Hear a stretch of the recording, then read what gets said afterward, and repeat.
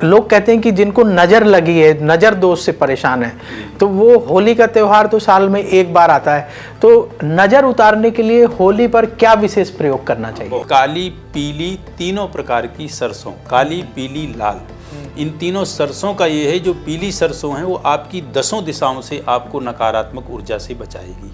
कि एक तो हम उसमें नेगेटिविटी डाल रहे हैं जलने के लिए, अब फिर कह रहे हैं कि उसकी भस्म जो है पवित्र हो गई, तो ये कैसा, ये थोड़ा समझाइए। जैसे प्रहलाद को होलिका माँ ने जलाने की कोशिश की, लेकिन वो स्वतः जल गई, प्रहलाद का कुछ नहीं हुआ। तो इसी प्रकार इसकी जो भी अरिष्टता, नेगेटिविटी है, वो सारी जल के राख खाक हो जाए और ये पूरी तरह से निरोग स्वस्थ। कि होलिका ने उनको लेके बैठा था, तो नेगेटिव ही होलिका का आप जो है सोचें। होलिका माँ सबको जो है आशीष भी प्रदान करती हैं। पंडित जी, ये जैसे जो होली की जो राख है, उसको ले जाके क्या क्या प्रयोग किए जा सकते हैं? देखिए, बड़ों के साथ जब भी आप होली खेलें तो कहते हैं कि अभिवादनशीलस्य नित्यम वृद्धोपि सेविनः चत्वारि तस्य वर्धन्ते आयुर्विद्या यशोबल। नमस्कार, एस्ट्रो तक में आप सबका बहुत बहुत स्वागत है। मैं हूं प्रवीण मिश्र। आज हम बात करेंगे होली के बारे में। जो सवाल आपके मन में उठते हैं, हमें एस्ट्रो तक के कमेंट बॉक्स में मिलते हैं, उन सारे सवालों के जवाब हम जानेंगे। हमारे साथ मौजूद हैं ज्योतिष और कर्म कांड के विशेषज्ञ अरविंद शुक्ल जी। पंडित जी, आपका एस्ट्रो तक में बहुत बहुत स्वागत है। नमस्कार मिश्रा जी, बहुत बहुत धन्यवाद आपका। आपने जो टॉपिक बताया है और जिस टॉपिक पे अपन अभी चर्चा करेंगे, वह बहुत ही सुंदर टॉपिक है। आगामी 13 मार्च को जो होली आ रही है, तो होलिका दहन से संबंधित और होली में किन किन चीज़ों को आपको करना चाहिए, होलाष्टक से होल अष्टमी से लेके और पूर्णिमा तक जो होलाष्टक का समय होता है, इस समय में आपको किन किन चीज़ों का ऐसा करना चाहिए जो कि आपके जीवन में विशेष लाभ आपको मिले और उससे आप जो है अपने जीवन में उन्नति प्राप्त करें। पहला सवाल जो दर्शक जानना चाहते हैं, उनका पहला सवाल यही होता है कि लोग कहते हैं कि जिनको नज़र लगी है, नज़र दोष से परेशान है, तो वो होली का त्यौहार तो साल में एक बार आता है, तो नज़र उतारने के लिए होली पर क्या विशेष प्रयोग करना चाहिए? बहुत सुंदर प्रश्न किया आपने जो है मिश्रा जी। देखिए, खास करके जो अष्टमी तिथि आपकी शुरू होती है, अष्टमी तिथि से पूर्णिमासी तक प्रहलाद को अतिशय कष्ट दिया गया था।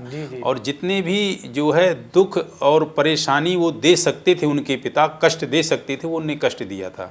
तो कहने का तात्पर्य कि यह जो समय हमारा होता है, थोड़ा इसको खर समय मानते हैं, या दूसरे शब्दों में कहें तो यह समय थोड़ा सा ऐसा उग्र समय होता है जिस समय पे नकारात्मक जो है ऊर्जा बहुत ज़्यादा फैल जाती है। नकारात्मक चीज़ों का जो है तंत्रोक्त क्रियाएं बहुत ज़्यादा जो है बढ़ जाती हैं।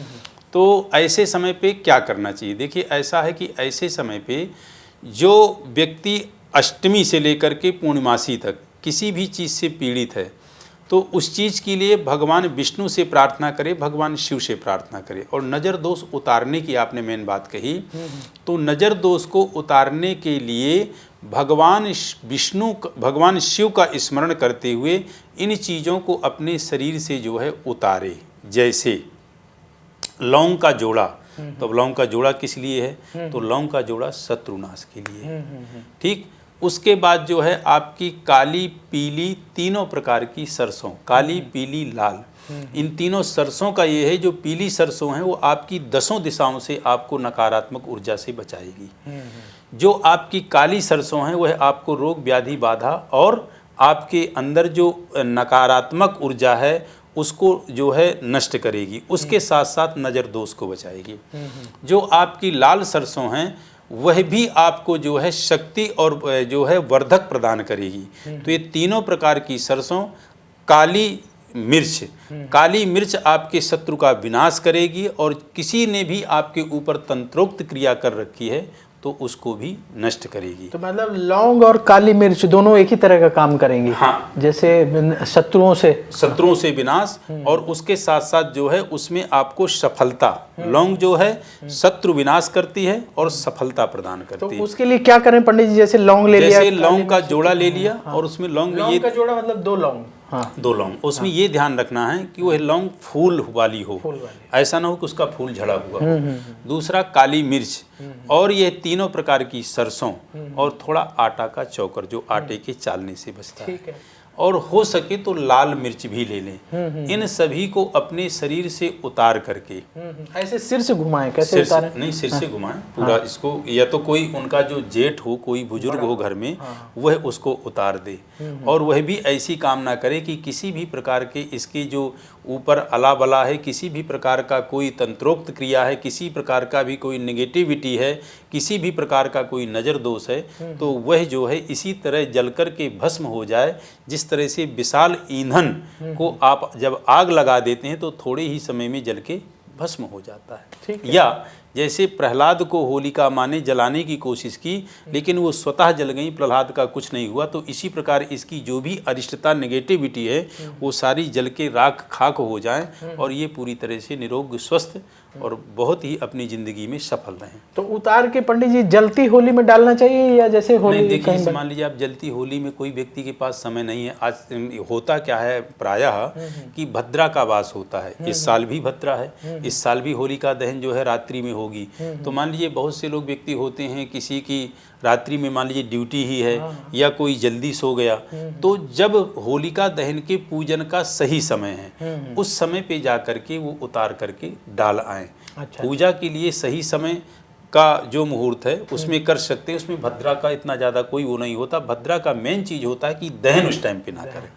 ठीक है, तो ये दिन में और संध्याकालीन टाइम पे और जब भी इसका मुहूर्त विशेष हो उस टाइम पे जा करके डाल सकते हैं। ये चीज़ का जो है ऐसा है, ऐसा नहीं है कि जब जलती हुई होली में ही डालें तभी है। अच्छा अच्छा, मतलब उसके पहले भी डाल सकते हैं? पहले भी डाल सकते हैं, लेकिन प्रक्रिया पूरी करेंगे। जी। माँ होलिका का पूजन करेंगे, बाकायदे परिक्रमा करेंगे, सफ़ेद सूत से जो है उनकी जो है वो करेंगे। और एक चीज़ का और ध्यान देंगे, आपने ये चीज़ तो डाल दी, लेकिन इस चीज़ का आभास रहे कि ये चीज़ जलेगी किससे, तो ईंधन जरूर लेके जाए। ऐसा नहीं कि आप जलती हुई आग में आप जो है ताप लें और चल दें। कहने का तात्पर्य कि हम अपनी अला बला डाल रहे हैं तो अला बला जलाएगा कौन? जलाएगा तो ईंधन ना। तो ईंधन कुछ ना कुछ लेके जाएं, मतलब जैसे लकड़ी लेके जाएं। लकड़ी है, कंडे हैं, उपले आदि चीजें कुछ ना कुछ लेके अच्छा अच्छा, तो इसीलिए पंडित जी सबको कुछ ना कुछ लेके जाना चाहिए। हाँ, ऐसा नहीं कि आप सब कुछ उतार के डाल आ रहे हैं और लेके कुछ भी नहीं जा रहे। अच्छा अच्छा, तो लकड़ी उपले जो संभव हो लेके जाएं और होली में। अच्छा, पूजा विधि क्या है पंडित जी? इसमें थोड़ी सी चीज और जोड़ना चाहूंगा। यदि हो सके तो उपटन भी अपने शरीर का उतार लें और एक नारियल का गोला ले लें, उसको भी शरीर से उतार के उसमें डाल सकते हैं। ये मैं उनके लिए कह रहा हूँ जिनको विशेष नज़र दोष है, हारी बीमारी है और जो बहुत ज़्यादा कोर्ट कचहरी आदि में फंसे हुए हैं, जिनके ऊपर राहु केतु और शनि प्रकोप बहुत ज़्यादा है, शनि प्रकोप दोष है, उनके लिए बहुत अच्छा। तो नारियल गोला ले लें या पूरा नारियल जटा वाला? गोला गोला ले लें। अच्छा, गोला ले लें और उपटन भी ले लें और इसको भी उतार के डाल दें। तो ये सब करने से पहले पूजा कैसे करें पंडित जी? पूजा विधि सरल विधान तो ये है कि प्रथम पूजन जो होता है गौर गणपत का होता है। अच्छा अच्छा। गौर गणपत का पूजन करना चाहिए किसी भी पूजा में। उसके बाद जो पूजन वहाँ पे करें वो भगवान विष्णु और होलिका का पूजन होता है, प्रहलाद का पूजन होता है। हालांकि ऐसा नहीं है कि होलिका ने उनको लेके बैठा था तो नेगेटिव ही होलिका का आप जो है सोचें। होलिका माँ सबको जो है आशीष भी प्रदान करती हैं। तो पूजन के लिए जैसे हम भगवान गणेश का पूजन करते हैं उसी तरह वहाँ होलिका का पूजन होता है। बाकायदे आप घर से जो भी पकवान बना के ले जाते हैं उसका भोग लगाते हैं। सबसे पहले जैसे हम भगवान को जो है पद्य, अर्घ्य और चंदन, चावल, अक्षत, फूल, धूप, दीप, नैवेद्य आदि सभी कुछ अर्पित करते हैं, वैसे ही उनको अर्पित करें। अर्पित करने के बाद फिर बाकायदे 5 या 7 परिक्रमा लगाएं। उस जो सफ़ेद धागा ले जाते हैं उससे उनको जो है लपेटें और उसके साथ साथ ईंधन डालें और सबसे लास्ट में आपको इस चीज़ को डालना है जो आप जो है सामग्री लेके उतार। तो ये धागा कितनी बार लपेटना चाहिए? 5 से 7, 5 या 7 बार लपेटना चाहिए और फिर प्रणाम करके आप यस, और फिर मुड़ के पीछे ना देखें, थोड़ा इस चीज़ का ध्यान रखें। अच्छा पंडित जी, देखा गया है कि कुछ लोग जो है होली जब जल रही होती है या होली जलने के बाद उसकी राख लेके घर जाते हैं। हाँ, तो ये क्या चीज है? क्या ये लेके जाना उचित है? बिल्कुल उचित है। जैसे मान लीजिए कि ये तो होलिका है, जिसे कहते हैं चिता भस्मा लेपो गरल मशनम दिक फट धरो। तो जो चिता होती है, चिता की जो राख होती है, भस्म होती है, उसको भगवान शिव ने भी धारण किया है। और आप प्रायः जो साधु विशेष जो है शैव उपासक हैं या जो नागा साधु कह लीजिए, वो इस भस्म को धारण करते हैं। तो इस भस्म में ये होता है कि जो भी आपने कामना की थी वह कामना आपकी जो है पूर्ण हो, और इस भस्म को जो है जैसे हम चंदन को पवित्र मानते हैं उसी प्रकार यह भस्म हमारे लिए चंदन की तरह काम करती है। तो भस्म लाना उचित है और अच्छा है। तो पंडित जी, आज के जो यूथ है, बड़ा हमारा यूथ तर्क वाले लोग हैं, जी जी जी, जो एस्ट्रो तक में कमेंट भी करते हैं कि एक तो हम उसमें नेगेटिविटी डाल रहे हैं जलने के लिए, अब फिर कह रहे हैं कि उसकी भस्म जो है पवित्र हो गई। तो ये कैसा, ये थोड़ा समझाइए कि जैसे हम अपना उतारा करके डाल आए, होली जल गई, फिर उसकी भस्म लेके जा रहे हैं, तो वो तो नेगेटिविटी हमने डाली, फिर ये भस्म शुद्ध, इसके लिए क्या समझाया, कैसे समझाया जाए? सोना आप जब तपाते हैं तो सोने में जो गंदगी होती है वो जल के खत्म हो, सोना जो होता है वो पवित्र रहता है, वो नहीं जलता। हाँ। उसी प्रकार जो आपकी नेगेटिविटी है वो जल के खत्म हो गई। अब उसमें जो आपने जो कामना की थी, किससे कामना की थी? होलिका से और अग्नि से। जी। तो अग्नि ने उसको पवित्र करके दिया है आपको, जी, जो आप कामना लेके गए थे। भाई जो चीज लेके गए थे उसको प्रदान किया। अब प्रदान करने के बाद आशीष में भी तो आपको कुछ चाहिए। जी। तो वो आपको जो मिल रही है प्रसाद के रूप में, वो आपको भस्म मिल रही है। जी। और जैसे सोने में गंदगी होती है, तो जो नेगेटिविटी थी वो गंदगी थी आपके शरीर में, उसको उसने जला दिया। अब पवित्र सोना बचा है। अच्छा, जी। ठीक। तो पंडित जी, ये जैसे जो होली की जो राख है उसको ले जाके क्या क्या प्रयोग किए जा सकते हैं? देखिए, उसके प्रयोग से ऐसे हैं कि आप उसको जो है अपने जो घर में हैं, जहाँ पूजा घर है, पूजा स्थान है, वहाँ आप रख सकते हैं। आप अपने जो है उसका तिलक लगाइए, और आप उसको जो है जब भी कभी आपको कोई अचानक कोई दर्द होता है, अचानक कोई पीड़ा उठती है, अचानक किसी प्रकार का आपको लगता है कि मुझे बहुत ज़्यादा नेगेटिविटी लग रही है, मेरे ऊपर नज़र दोष है, मेरा मन घबरा रहा है, या मैं बहुत ज़्यादा स्ट्रेस और तनाव में हूँ, तो उस वक्त आप उसको लगा सकते हैं, उसको धारण करें। जब कोई परेशानी हो तो लगा लें। तो बच्चों को भी लगा सकते हैं, जो घर में बच्चे, तो ये ले जाके डिब्बी में भर के रख लेना चाहिए। कोई ऐसा नहीं। जी। बहुत सारे हमारे दर्शक जो एस्ट्रो तक देखते हैं रेगुलर, उनके मन में ये सवाल आता है कि हमें जैसे होलिका दहन हो गया, अगले दिन रंग खेलते हैं, तो क्या भगवान को रंग अर्पित करना चाहिए, भगवान को रंग लगाना चाहिए? बहुत लोगों के घर में ठाकुर जी होते हैं, कान्हा रखते हैं लोग, तो पंडित जी, क्या भगवान को अबीर अर्पित करना, गुलाल अर्पित करना या रंग लगाना उचित है? आपकी क्या राय? जी, बिल्कुल उचित है। देखिए, भगवान सबसे पहले जो होली खेली थी भगवान शिव और माँ पार्वती ने खेली थी। ठीक है। इसके बाद जो है भगवान श्री कृष्ण और राधा रानी ने खेली थी। तो इनको गुलाल अवश्य लगाना चाहिए। और जो हम गुलाल की होली खेलते हैं वो शुरुआत ही भगवान शिव और राधा रानी से होती है। माँ पार्वती और भगवान शिव को गुलाल चढ़ाएं, उसके बाद आप राधा रानी को चढ़ाएं, और गुलाल आप अपने पितरों को भी लगाएं। ठीक है। उन सभी का आशीष प्राप्त करके फिर आप होली की शुरुआत करते हैं। प्रथम गुलाल जो आप लगाएं वो भगवान शिव, माँ पार्वती और भगवान कृष्ण और भगवान राधा या भगवान विष्णु, माँ लक्ष्मी, गणेश आदि सभी को, ऐसा नहीं कि सिर्फ इनको, जो मैं पंचायतन देवता का नाम ले रहा हूँ, गणेश, विष्णु, शिव, दुर्गा आदि देवी जो है और सूर्य आदि को यह अर्पित करें। उसके बाद फिर आप जो है होली खेलें, तो उसका एक अलग ही आशीष आपको प्राप्त होगा। पहले आपने उनसे होली खेली, होली खेलने के लिए उनसे आशीष प्राप्त किया, यह होली हमें शुभत्व हो, आपका हमें आशीष प्राप्त हो। क्यों? क्योंकि वह दिन पूर्णिमा का होता है। पूर्णमदः पूर्णमिदं पूर्णात् पूर्णमुदच्यते पूर्णस्य पूर्णमादाय पूर्णमेवावशिष्यते। हे प्रभु, हे परमपिता परमात्मा, जो भी अभी तक मैं अपूर्ण हूँ, अब आप इसको पूर्ण करें, और आपके चरणों में मेरी प्रार्थना है। और इस होली के त्यौहार की शुरुआत में आपके उससे कर रहा हूँ, गुलाल आपको अर्पित करके फिर मैं इसको जो है खेल रहा हूँ। जी। तो गुरुजी, तिलक लगाना चाहिए पंडित जी उसमें भगवान को, या कैसे अर्पित करना चाहिए गुलाल? भगवान को जो गुलाल आप लगा रहे हैं तो बाकायदे इस उंगली से लगाएं, इससे अर्पित करना चाहिए। आप ऐसे लें गुलाल और उनको ऐसे अर्पित तिलक लगा दें, तिलक की भांति लगाएं। दूसरा, यदि आप पितरों को लगा रहे हैं तो इस उंगली से लगाएं। ठीक है।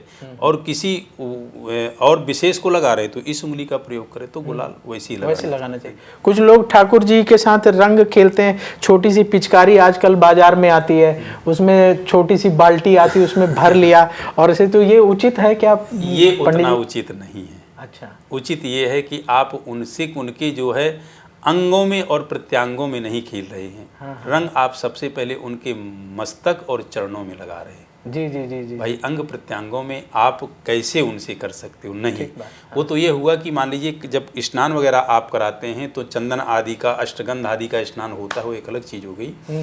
उनके मस्तक और उनके चरणों में आप जो है लगाएं और उनसे आशीष प्राप्त। तो ऐसे रंग पिचकारी वो में गलत, भर के वो वो गलत, उचित वो- नहीं कि वो भगवान के वस्त्रों में जो है गलत रंग डाल वो रहे हैं। गलत है। हाँ, हाँ, वो विशेष स्तर, जैसे मान लीजिए कि गर्भगृह भगवान श्री कृष्ण का है, बिहारी जी का मंदिर है, वहाँ यदि वो कर रहे हैं तो आप वो मेन मूर्ति में भी वहाँ नहीं करेंगे, वो दूर से ही जो कुछ आपको देखने को मिलेगा वो मिलेगा। बाकी गुलाल अबीर आदि वहाँ भी ऐसे ही मेरे जो है चढ़ाना चाहिए, और मेरा मत यही कि ऐसा होना चाहिए पिचकारी का प्रयोग करके। नहीं करें। और जो देखिए पिचकारी में एक तो आप उसमें जो जल भरे हैं, गंगा जल डाल के तो बनाएंगे नहीं। दूसरा प्लास्टिक की चीज है, तो वो कहाँ शुद्ध होगा? शुद्ध तो आपकी जो है वह थाल होगी, ये शुद्ध आपका जो है शरीर होगा, और आप अपने कर कमलों से चढ़ाएंगे तो उसका आनंद एक अलग। जी जी जी। तो इसीलिए देखिए आज का जो यूथ है वो अपने तरीके से होली मनाते हैं भगवान के साथ। तो इस बात का ध्यान रखिएगा, पंडित जी ने बड़ा शास्त्रीय विधान बताया कि आप अबीर गुलाल का प्रयोग करिए। और जो आजकल मार्केट में छोटी छोटी बाल्टी, छोटी छोटी पिचकारी मिल रही है और उसमें रंग भर के भगवान के वस्त्रों में जो रंग डालने की एक ये परंपरा पंडित जी शुरू हो गई है। बहुत जगह हमने देखा इस तरह से लोग घर में कर रहे हैं। आप मिश्रा जी सही कह रहे हैं। पहली बात तो आपको ये बता दें कि ये गुलाल वगैरह जो है यहाँ तक तो सीमित है, लेकिन ऊट पटांग की दुनिया भर के रंग आ गए हैं। पहले तो एक पेड़ हुआ करता था छेवला आदि, उस तरह के पेड़ों के पुष्पों का रंग निकालते थे। पलाश का जो पलाश कहते हैं, उन वृक्षों के पुष्पों का रंग निकालते थे। उस रंग से जो है तो भगवान को होली का जो है अर्पण करते थे। आजकल केमिकल दुनिया भर की चीजें आ गई हैं, तो इससे जितना बचेंगे उतना अच्छा रहेगा। शुद्ध पवित्र जो है आप गुलाल लगाएं, वो ज़्यादा अच्छा है। और ये दुनिया भर की चीज़ों से भगवान को तो कम से कम बचाएं। बाकी अपने यार मित्रों से, इष्ट मित्रों से आपको जैसे कुछ खेलना है वो एक अलग बात है, लेकिन भगवान को इन चीज़ों से बचाएं। जी जी जी। और पंडित जी होली के त्यौहार में लोग जो है अपने बड़ों के साथ, बच्चों के साथ, सबके साथ होली खेलते हैं। तो इसका कोई शास्त्रीय विधान है कि बड़ों के साथ कैसे खेलना है, बच्चों के साथ कैसे खेलना है, किस क्या मर्यादा रखनी चाहिए? इस देखिए बड़ों के साथ जब भी आप होली खेलें तो कहते हैं कि अभिवादनशीलस्य नित्यम वृद्धोपि सेविनः चत्वारि तस्य वर्धन्ते आयुर्विद्या यशोबलम। बड़ों से सदैव आपको जो है अभिवादन के साथ करना चाहिए, सम्मान के साथ, बड़े उसके साथ। उनके आप जो है मस्तक पे आप तिलक लगाएं और चरणों में भी उनके लगाएं और झुक करके प्रणाम करें, क्योंकि उनका आशीष आपको मिलना है। ठीक है। और जो आप बच्चों के साथ खेलें तो बड़े हर्ष और उमंग के साथ, और उनको तरीका भी बताएं कि बेटा होली का महत्व तो ये है। उनको आने वाली जो हमारी पीढ़ी है उनको इस चीज़ का ज्ञान होना चाहिए कि ये हमारा जो कार्यक्रम है ये सांस्कृतिक कार्यक्रम है, और इस सांस्कृतिक कार्यक्रम में क्या महत्व है इसका, ये इसकी परंपरा क्या है, इसकी कहानी कथा क्या है, इसका विधान क्या है, इसका उनको जानकारी दें। और दूसरी बात मिश्रा जी आपको और बता दूं, जैसे हम अभी होलाष्टक के विषय में चर्चा कर रहे थे, तो होलाष्टक अपने उत्तर भारत में ही मनाया जाता है। होलाष्टक आपके बॉम्बे में नहीं मनाया जाएगा, होलाष्टक गुजरात में नहीं मनाया जाएगा, होलाष्टक पंजाब आदि क्षेत्रों में नहीं मनाया जाएगा। तो कुछ जगह ही इसकी परंपरा है, हर जगह नहीं है। तो कहने का तात्पर्य कि इन सभी सांस्कृतिक चीज़ों से जो है बच्चों को अवगत कराना चाहिए, तभी भविष्य में वो भी इन चीज़ों को जो है निष्ठा और श्रद्धा के साथ करेंगे, और नहीं तो वो अज्ञान रह जाएंगे इस चीज़ में। तो सौहार्द के साथ, बड़े प्रेम के साथ मनाना चाहिए। और होली का एक त्यौहार ऐसा है कि ये मिलन का त्यौहार है। व्यक्ति को अपने अंदर की जो भी करवाहट है उसको त्याग करके और बड़ा ही मधुर अपना संबंध बना लेना चाहिए सभी के साथ। जी जी जी। तो पंडित जी आपने बड़ी अच्छी बात बताई। जैसे होलिका दहन का तो समझ में आता है कि भक्त प्रहलाद वाली जो कथा मिलती है, होलिका गोद में लेके बैठी, लेकिन ये अगले दिन जो रंग खेला जाता है इसका क्या जो है धार्मिक महत्व है, इसका क्यों खेला जाता है रंग? ऐसे हमारे युवाओं के मन में सवाल आएगा कि वो तो कथा ठीक हो गई कि वो होलिका, उनके पिता उनको मारना चाहते थे प्रहलाद को, इसलिए जो है अग्नि में लेकर के बैठी होलिका को वरदान था। ये कथा हमारे जो यूथ हैं ये भी जानते हैं, लेकिन ये रंग खेलने के पीछे क्या कारण है अगले दिन? देखिए जैसे क्या नाम से भगवान प्रभु राम ने जब रावण का वध कर दिया और जब अयोध्या में पधारे तो दीप प्रज्वलित किए गए। जी जी, दिवाली मनाई गई। वह दिवाली आज भी मनाई जाती है जी। उसी प्रकार जब जो है होलिका का दहन हो गया, यानी हिरण्यकश्यप हिरण्याक्ष की बहन का जब दहन हो गया, क्योंकि वो भी राक्षसी प्रवृत्ति की थी, जी जी। तो जब उसका दहन हो गया तो अगले दिन उसके दहन के उसमें प्रफुल्लता और प्रसन्नता के उसमें जब प्रहलाद बच गया और उनका जो है दहन हो गया, तो उस बुराई में वो बुराई नष्ट हो गई। जी जी। वो जो राक्षसी थी उसका जो है दहन हो गया, तो सुबह अगले दिन उस हर्ष में, उस उल्लास में किसी विशेष राक्षस का, किसी विशेष राक्षसी का जब जो है मरण हो जाए, दहन हो जाए, तो उसके उपलक्ष्य में फिर जो है हर्ष और उल्लास का पर्व मनाया जाता है। जैसे रावण का जब जो है वध करके अयोध्या आए तो वहाँ जो है हर्ष और उल्लास जो है मनाया गया, उसी प्रकार ये अच्छा अच्छा, उसी प्रकार रंगों के साथ हम जो है उत्सव मनाते हैं और हर्ष उल्लास के साथ जो है इसको व्यतीत करते हैं। जी जी जी। तो हमारे दर्शकों को जवाब मिल गया होगा, पंडित जी ने स्पष्ट कर दिया। एक दर्शक ने सवाल पूछा था कमेंट में पंडित जी कि उनके घर में नेगेटिविटी रहती है, तो नज़र दोष का तो आपने बड़ा अच्छा उपाय बता दिया। जिनके घर में नेगेटिविटी है उसको दूर करने के लिए क्या ये होली में कुछ विशेष प्रयोग कर सकते हैं? बिल्कुल बिल्कुल। गाय के जो उपले होते हैं, गाय के उपलों को आप जलाएं, और जलाएं तो वहाँ नहीं कि होलिका दहन को वहाँ लेके जाकर, आप अपने घर के बाहर आंगन में जलाएं। और मान लीजिए कोई फ्लैट टाइप का है, आपके पास उतनी स्पेस नहीं है, तो आप किसी भी चीज़ में जला करके, लेकिन जलाएं उस टाइम जब जो है होली के जो है दाह का मुहूर्त हो, होली दहन का मुहूर्त हो, और उस टाइम पे जलाएं। और वो जो धुआं है उस धुएं को अपने घर के हर कोने कोने में, हर जगह जगह पे घुमाएं, और घुमा करके पुनः उसी पात्र में रख दें जिस पात्र में आपने होली का उसमें आग प्रज्वलित की थी और उसको जो है जलाया था। जी जी। तो हों गाय के उपले, ध्यान रखेंगे, ऐसा नहीं किसी के उपले आएँ, और उसको इस प्रकार से जो है प्रज्वलित करके करें।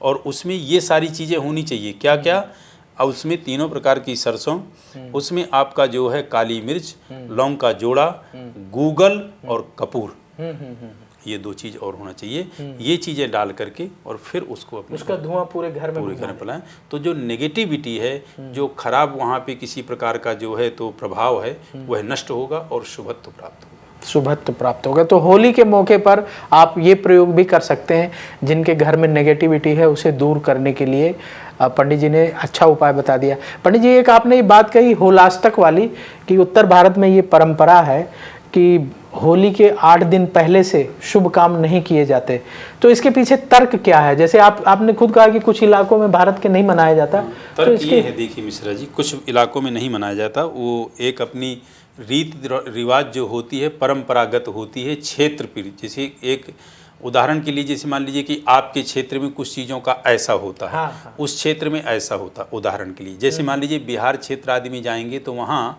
लड़की चाहे कन्या भी हो वो भी अपने पिता के पैर छूती है, लेकिन हमारे आपके क्षेत्र में कन्या से कभी पिता पैर नहीं छुआता और न ही शादी के बाद छुआता है। उसका कारण क्या है कि वराय विष्णु स्वरूप आया, वर को और कन्या को लक्ष्मी स्वरूप और वर को विष्णु स्वरूप मान करके पूजता है, और जो दान की चीज़ होती है वही सुयोग्य होती है, पूजनीय होती है, कन्या दान करता है, इसलिए वो लड़की के पैर नहीं छूता। लेकिन बिहार आदि में ये परंपरा है, उनका भी अपना कहना है कि गंगा जो है भगवान विष्णु की जो है पुत्री है, क्योंकि जब उनने जो है विराट रूप, उनने जब अपना विशाल रूप रखा, ये आपके जब बलि ने दान दिया, और जब उनका जो है बामन रूप था और बामन से जब उनने 3 पग पृथ्वी दान मांगी, तो जब अपना विराट पैर फैलाया तो ब्रह्मलोक में जब उनका जो है पैर गया तो वहीं ब्रह्मा जी ने अंगूठा उनका अंगूठा धुल के अपने कमंडलों में रख लिया। तो इसलिए वो जो है विष्णु पुत्री कही गई हैं, तो पुत्री उनकी हैं। अब उदाहरण ये देते हैं कि प्रभु रामचंद्र जी जब जो है नाव पार कर रहे थे तो कठौता भर के वो लाया था और उन्हीं के चरण उन्हें धुले थे। ठीक है, तो कहने का तात्पर्य कि ये परंपरागत अपने अपने क्षेत्र की है। तो जो होली मनाते हैं, जो होलाष्टक मनाते हैं, ये हमारे इस उत्तर भारत में इस चीज़ को मानते हैं कि अष्टमी से लेके पूर्णिमासी तक प्रहलाद को अतिशय कष्ट दिया गया था, उसको बहुत ज़्यादा यातना दी गई थी, उसको बहुत ज़्यादा जो है सताया गया था। तो जब यातनाएं व्यक्ति को दी जाती हैं, जब सताया जाता है, वह बुरा समय माना जाता है। तो इसलिए कोई शुभत्व कार्य नहीं करते। जी जी जी जी जी, शुभ काम नहीं करना चाहिए। पंडित जी, आखिरी सवाल, आजकल तरह तरह के रंग आ गए हैं मार्केट में, कई रंग मिलते हैं, सफ़ेद, लाल, पीले, नीले, हरे, गुलाबी। तो आपके हिसाब से जब रंग खेलें तो किस रंग का प्रयोग करना चाहिए? गुलाल शब्द है, वो तो गुलाल की तरह गुलाल है, गुलाल, हाँ, जो कि लाल भी है, हल्का सा जो है जिसको कहें कुमकुम की रंग का मिला हुआ है, वही मेन गुलाल है। जी जी जी जी, वही मेन गुलाल है। अब बाकी ये है, सतरंगी में कोई भी रंग ले लें, जी जी, काले रंग का बिल्कुल परहेज करें। जी जी जी जी। और आजकल नीला रंग भी आने लगा है, नीले, हाँ, नीला भी यूज कर सकते हैं। और यदि नीला ना ले तो भी अच्छा है। विशेष रंग जो हो, गुलाल हो, हरा हो, पीला हो, लाल हो, सफेद हो, ये सब चल जाएंगे, काले और नीला इनका परहेज। जी जी, तो काले और नीले रंग के प्रयोग से बचने की सलाह दे रहे हैं पंडित जी। पंडित जी, आपने इतनी महत्वपूर्ण जानकारी दी होली के बारे में हमारे दर्शकों, तो इसके लिए आपका बहुत बहुत धन्यवाद। बहुत बहुत धन्यवाद मिश्रा जी, आपका भी।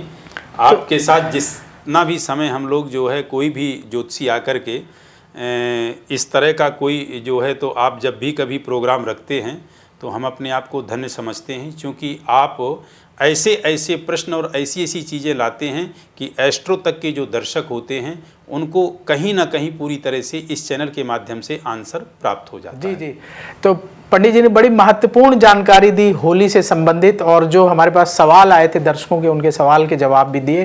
तो अब वक्त हो गया है विदा लेने का। आप देखते रहिए एस्ट्रो तक, और इसी तरह से जिज्ञासा भरे जो आपके मन में सवाल हैं तो अवश्य पूछिए, कमेंट बॉक्स में लिखिएगा, और उन सवालों के जवाब आपको एस्ट्रो तक पर अवश्य मिलेंगे। शास्त्रीय विधान क्या कहता है, शास्त्रोचित आपके सवालों के जवाब एस्ट्रो तक पर दिए जाएंगे। तो अभी वक्त हो गया है विदा लेने का। नमस्कार।